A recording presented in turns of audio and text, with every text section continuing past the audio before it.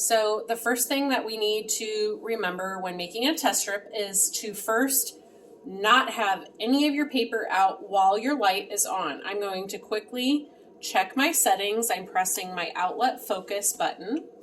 I can see that my image is in focus. It is the right size. I'm doing a 5x7. You can also see that I am using a filter. I've got that aligned. So I'm just double checking that everything is ready to go. And I've got my time. I'm going to set it for 1 second so that I can see different increments of light. And anytime that you're changing any of your settings, the brightness of your light, the filter that you're using, anything that you change, you need to do a new test strip. So I'm going to turn off my light and we're ready to go. I have my paper over here. I'm going to open up my masking easel, and if you can't tell, you can kind of look in the light for the coating, but you can feel that this side is a little bit glossier. You do need to be careful about handling it so you're not getting too many fingerprints on your paper because they will show up. I'm securing my paper with my masking easel, and I've got a piece of cardboard. Now right now I'm only allowing one tiny little bit to show, maybe a 1/2 inch or 1 inch depending on what size of image you're working with. And the cardboard will work to prevent any light from getting to that section of the paper. So that way we're able to see increments of light. So we are going to go ahead and press our button. There's 1 second up, and you can hear that I forgot to turn off my timer. That's going to get super annoying if everybody is doing that, so make sure your timer is off. So I did 1 second of light. I'm moving my cardboard a tiny bit.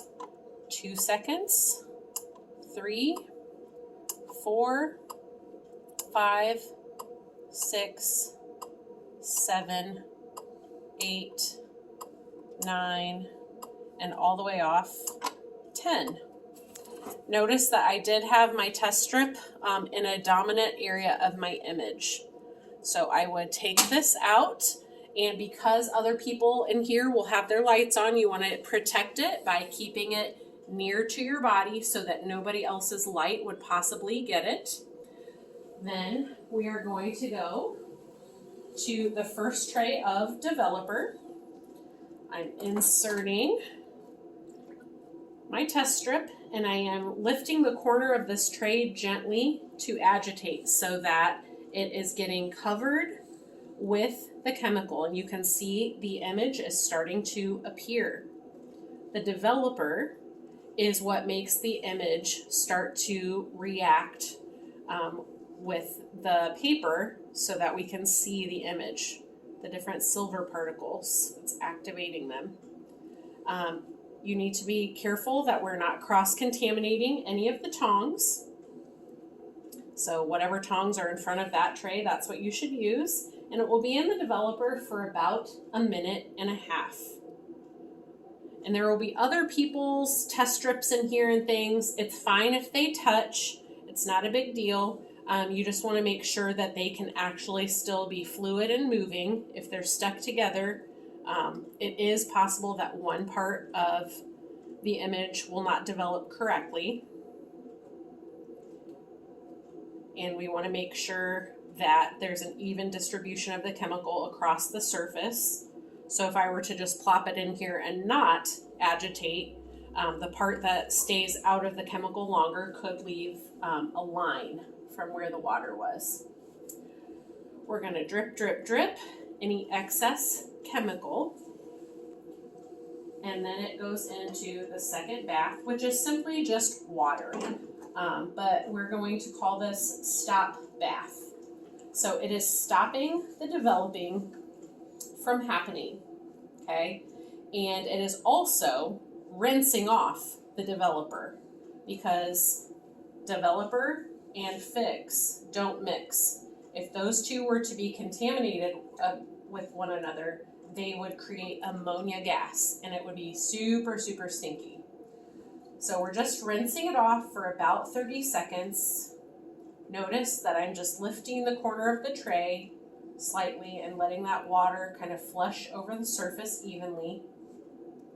Other people will be in here at the same time, so one of you just take the lead in being the agitator. We're going to drip off excess. I'm using new tongs, and now I'm going to stick it into the fixative. This is the developer, or I shouldn't say developer, this is the chemical that will allow it to be light safe. So right now we're in safe lights, but this, once it has been in for 30 seconds into the fix, it will allow us to be able to turn on the real lights, and our image would stay on the paper. If we were to just do the developer without the fix, as soon as it would touch the light, the image would start to darken. Because as you remember, light burns. Light burns. So we're in there for about 30 seconds. We're gonna lift it up, drip, drip, drip, the extra chemistry. And then the last tray is also a water bath. And because this is just a test strip, I'm going to go ahead and reach in there because it's just water. Because this is a test strip, I'm really not going to pay attention to this sign right here where it says rinse bath for 5 minutes, because that's really just for a whole print, okay? So at this point, because I'm by myself, it is okay for me to turn on the light. And what you're really looking for in your test strip is to see what light looks the best. So you can see one part of my test strip is lighter, one part is darker. This one, we know that light burns, so this one is actually the least amount of time. This is only 1 second to 10 seconds. And it might be hard to see, but you should be able to see a small variation in value of a line where I was moving my cardboard. So whatever is easiest for you to see, for me it's easiest to see number 10. I could count backwards, 10, 9, 8, 7, 6, 5, 4, 3, 2, 1. So I can see all my increments of light. But you are stopping and assessing which amount of light looks the best. And remember, I'm using a number 3 filter right now. You always start with a 3. I think that 10 honestly looks pretty well. That looks pretty good. So what I would do is I would come back to my station and I would set my timer. Remember, it was only set for 1 second increments. I would set my timer for 10 seconds. So the knob on the left, remember, goes by 10s, and the knob on the right goes by 1s. So the other thing that we can discuss also would be, hey, actually, that's not enough time. Maybe I want to get more time. And so instead of going by 1 second increments, perhaps I could go by 2 second increments if this was still really, really light. That would be another adjustment that I could account for and jump by 2s and go 2 to 20. So I'd still be pressing my button 10 times just like I did. However, we would be counting by 2 second increments. The last adjustment that you might consider would be to change your filter. So if I'm looking at this and it is still very, very gray, I could go ahead and increase my filter, and I will actually show you this test strip on my right was without a filter at all. And then the number 3 filter is the image on my left. So you can see the one on the right without the filter got a lot darker, but it's also very gray. There's not a lot of contrast between my light and dark. So that would be another adjustment that you could consider. When you are showing me a test strip, What I would like you to be able to do, because I am working with so many students, I can't remember every single time and what your settings are. You're going to need to tell me, are you at a round or a square? How many clicks down you are, 2 clicks or 4 clicks, because that tells me the intensity of your light.